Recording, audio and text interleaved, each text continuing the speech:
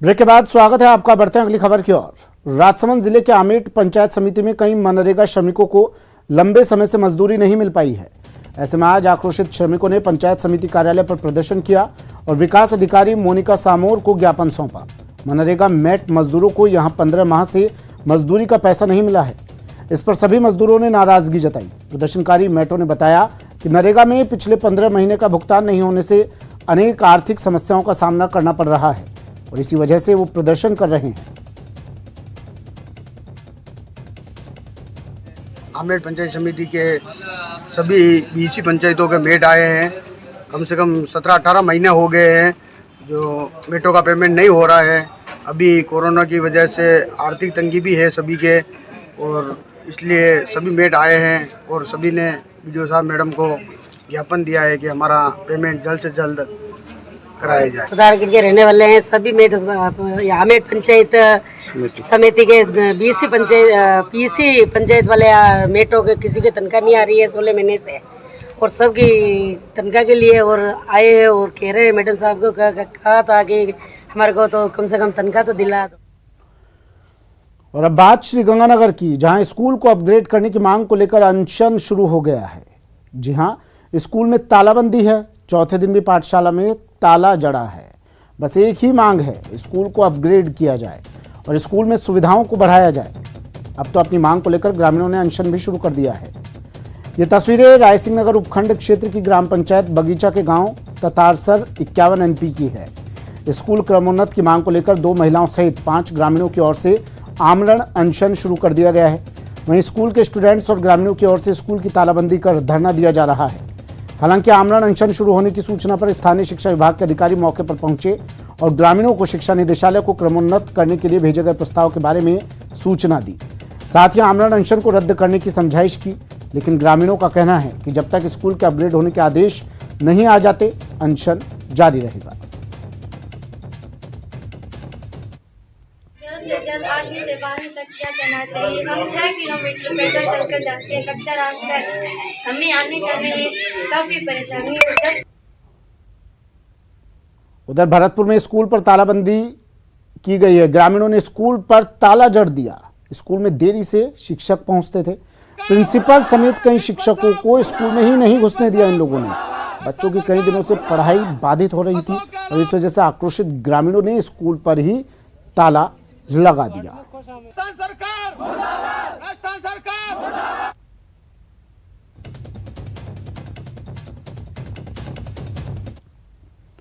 खबर कोटा से है। कोटा में लव मैरिज करने वाले एक प्रेमी युगल ने जान का खतरा बताते हुए सिटी एसपी से सुरक्षा की गुहार लगाई है।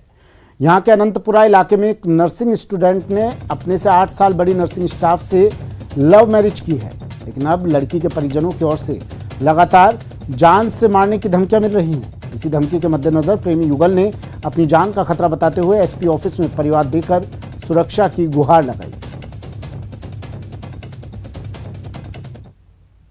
5 महीने पहले 6 महीने पहले हमने 6 फरवरी को शादी कर ली थी। दोनों साथ रहना चाहते हैं पर मेरे फैमिली वाले मान नहीं रहे। वो मेरी जबरदस्ती, रानी कंवर नाम है, मेरा बड़ा भाई है कुलदीप सिंह, मेरे घर वाले जो मेरे मामा के लड़के हैं वो सब धमकियां दे रहे हैं और मेरे घर वालों की तरफ से अनंतपुरा थाने में कंप्लेन लिखवाई है उन्होंने।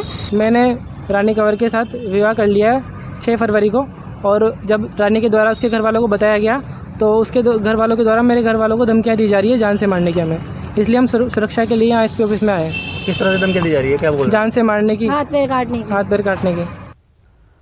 और अब आपको भरतपुर से आई एक तस्वीर दिखाते हैं। पहले ये तस्वीरें देखिए।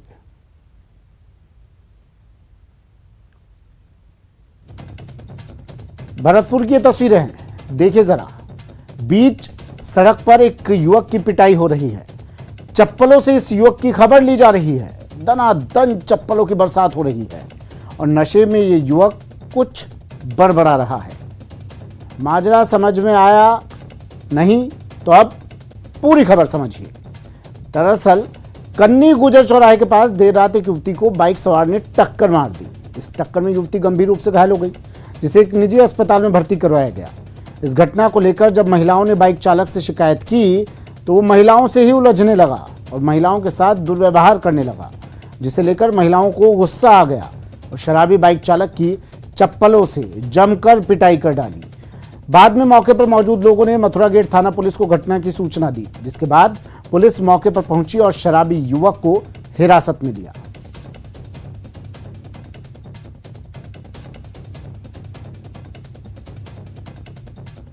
निकले थे, उसके बाद हम जो अरोड़ा हॉस्पिटल तक ही पहुंचे थे, तो उसने बंदे ने सामने से आके बुलेट पे आ रहा था, उसने आगे से टक्कर मारी और टक्कर मार के वो हाथापाई करने लगा खुद से, और हमने उस पर तब जाके हमने उस पर हाथ छोड़ा। किरोड़ी लाल मीणा ने एसओजी की क्लीन चिट पर सवाल उठाए हैं। एसओजी की जांच रिपोर्ट पर गंभीर सवाल। जारोली सहित कई आरोपियों को बचाया गया, ये कहना है किरोड़ी लाल मीणा का। उन्होंने कहा कि एसओजी दबाव में काम कर रही है। दबाव में काम करने का आरोप किरोड़ी लाल मीणा ने लगाया। साथ ही कहा कि अब वो नए सिरे से साक्ष्य उपलब्ध करवाएंगे। किरोड़ीलाल मीणा हैं जिन्होंने रीट मामले को लेकर लगातार संघर्ष किया और कई मामले एक्सपोज किए। डॉक्टर साहब, जो रिपोर्ट पेश की गई है, किस तरह के आप इस पर कहना चाहिए? देखो, आज एसओजी राजनीतिक दबाव में उनको क्लीन चिट दे रही है, तो मैं पूछना चाहता हूं सरकार से, मुख्यमंत्री जी से, कि आखिर में किस कारण उनको आनंद फानंद में बर्खास्त कर दिया गया। और आपको जानकारी है कि बर्खास्त करने के बाद डीपी जारोली जी ने यह कहा था कि इसमें बड़े राजनीतिक हाथ हैं। तो वो राजनीतिक हाथ कौन से हैं, ये एसओजी ने पूछताछ तो की होगी, और उसी कारण से उनको क्लीन चिट दे दी। और इसीलिए हमने सीबीआई की मांग की थी कि मछलियां तो पकड़ी गई लेकिन मगरमच्छ पकड़े नहीं गए, और इसी ढंग से एक मगरमच्छ सरकार की मेहरबानी से, एसओजी की कृपा से बच निकले, जो दुर्भाग्यपूर्ण है। जिस तरह के फैक्ट्स थे और पूरा एक प्रकरण उठा था, उसके बाद लगता था कि बहुत बड़ा इसमें नेक्सस शामिल है, और कौन कौन लोग इसमें बचने की कोशिश कर रहे हैं, या एसओजी के जो अधिकारी हैं, क्या उनकी जांच सही है? देखो, पेपर जहां से निकला, चला, शिक्षा संकुल पहुंचा, उसमें डीपी जारोली का नाम था, जो मैंने बताया था। वहीं से पेपर लीक हुआ था। वहां प्रदीप पारासर थे, वहां रामकृपाल मीणा थे। अब एसओजी ने प्रदीप पारासर, रामकृपाल मीणा को तो पकड़ लिया, जो दोनों राजीव गांधी स्टडी सर्किल से जुड़े हुए थे, और डीपो जारोली को छोड़ दिया। स्वाभाविक है कि इसमें भारी पक्षपात हुआ है, और डीपी जारोली को बचाया। मैं अपन 3 आदमी बैठ के एक कुकर्म करें या एक कोई अपराध करें, उसमें से 2 को तो आप गिरफ्तार कर लें, 1 को छोड़ दें, तो स्पष्ट दिख रहा है कि एसओजी ने डीपी जारोली को सरकार के दबाव में बचाया। आगे अपना क्या कदम रहेगा, चूंकि अब जिस तरीके की जांच हुई है, इसको लेकर के आपने लगातार संघर्ष किया है, कई मामले जो एक्सपोज किए थे? मैं एक बार फिर नए सिरे से एसओजी के जो हेड है, उनको नए प्रमाण इस रीट मामले में दूंगा, और उनको निवेदन करूंगा कि ऐसे जो बड़े अपराधी हैं, जिन्होंने राजस्थान के 26 लाख अभ्यर्थियों के भविष्य के साथ खिलवाड़ किए, उनको ऐसे नहीं छोड़े। मैं प्रमाण दूंगा, डीपी जारोली जी को भी दूंगा, और दूसरे ऐसे लोग जिनको घने ही छोड़ दिए, जो मीडिया के सामने भी नहीं आए और राज्य की जनता के सामने नहीं है, उनके नाम भी और बता कर आऊंगा, और तथ्य उनको प्रस्तुत करूंगा। पेपर लीक मामले में एसओजी द्वारा जारोली को क्लीन चिट देने पर भी सतीश पूनिया ने सवाल उठाए हैं। पूनिया ने कहा कि एसओजी प्रदेश सरकार के नियंत्रण में काम करती है, इसलिए हम शुरू से ही केंद्रीय एजेंसी सीबीआई से पेपर लीक मामले की जांच की मांग करते आए हैं। जारोली का जो पहला बयान मैंने सुना था, उसमें कहा कि राजनीतिक संरक्षण के कारण ये नकल हुई है। ये एक जो प्रथम दृष्टया उसका बयान था। उसके बाद में जिस तरीके की बातें आई, केवल रीट की बात नहीं थी, राजस्थान की कोई परीक्षा ऐसी नहीं बची। विद्यार्थियों के पेट पे लात मार के उनके माँ बाप के सपनों को चकनाचूर करने का काम अशोक गहलोत की सरकार ने किया है। और कल जो कोर्ट का वर्डिक्ट स्टेनोग्राफर के लिए आया है, तो मुझे लगता है कि ऐसी एक सीक्वेंस है जो नकल का माफिया, जैसे बजरी माफिया, पर्यटन माफिया, भू माफिया, शिक्षा माफिया, चिकित्सा माफिया, उसमें एक माफिया और जुड़ गया राजस्थान में, नकल माफिया। ये नकल mafia, paper leak mafia Ashok Gehlot की सरकार में उनकी नाक के नीचे पनपा है, और इसलिए एसओजी ने क्लीन चिट दे दी तो एसओजी किसकी संस्था है, ये तो हम प्रश्न खड़े ही करते थे कि सीबीआई की जांच क्यों जरूरी है। सीबीआई की जांच इसलिए कि सीबीआई नेशनल एजेंसी है, उस पर भरोसा किया जा सकता है। लेकिन सीबीआई से अशोक गहलोत सरकार इसलिए डरी हुई थी कि कहीं सच्चाई सामने नहीं आ जाए। सच्चाई से डरने के लिए उन्होंने एसओजी का सहारा लिया। सतीश पूनिया का सरकार पर हमला। उदयपुर हत्याकांड पर बोले सतीश पूनिया, कहा पीएफआई को प्रतिबंधित किया जाए। उदयपुर की घटना के लिए तुष्टीकरण जिम्मेदार है। साथ ही उन्होंने कहा कि पुलिस एजेंसियों को सतर्कता बरतने की जरूरत है। दरगाह से जुड़े लोगों के नाम भी आना सही नहीं है। दरगाह प्रशासन को भी अलर्ट होने की जरूरत।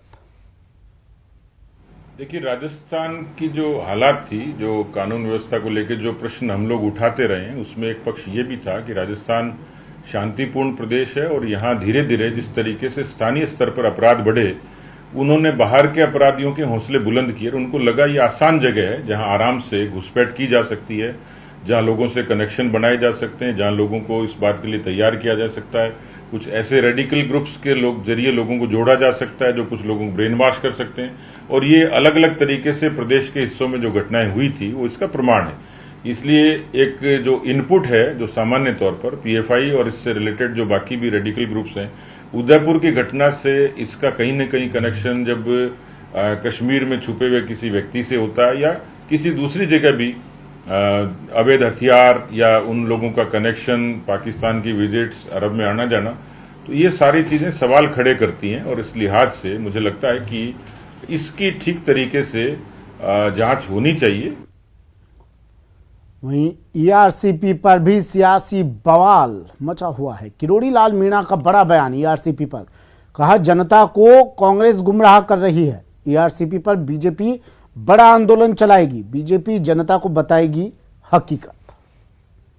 अभी हाल ही में जिस तरीके के ईस्टर्न राजस्थान कैनाल प्रोजेक्ट को लेकर के जो बयानबाजी हो रही है, जिसमें हाल ही में प्रसादी लाल मीणा जो कांग्रेस के मंत्री नेता भी हैं और सरकार में मंत्री भी हैं, क्या ये बयान किस इस सरकार के मुख्यमंत्री मंत्री को अहंकार हो गया। आपने मुख्यमंत्री जी के बयान भी कई पढ़े हैं। उन्होंने हमारे केंद्रीय मंत्री गजेंद्र सिंह जी को निकम्मा कहा।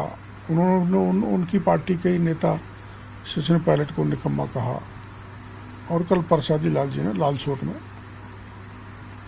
निकम्मा कह दिया। नाम बताया नहीं, अलग अलग नाम है। एमएलए एमपी तो हम थे। और मैं पूछना चाहता हूँ, हमने कम से कम ईआरसीपी की योजना बनाई। आपने तो 70 साल राज कर लिया, आपने तो सुध ही नहीं ली। चंबल का पानी बहकर बेकार जा रहा है, इसको हमारे क्षेत्र में लाया जाए।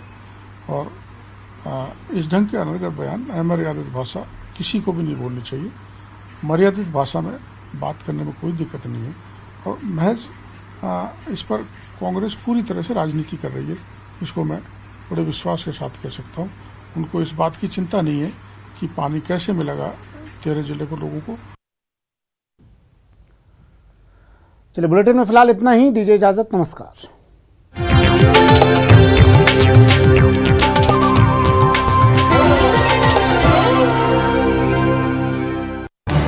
इस न्यूज हेडलाइन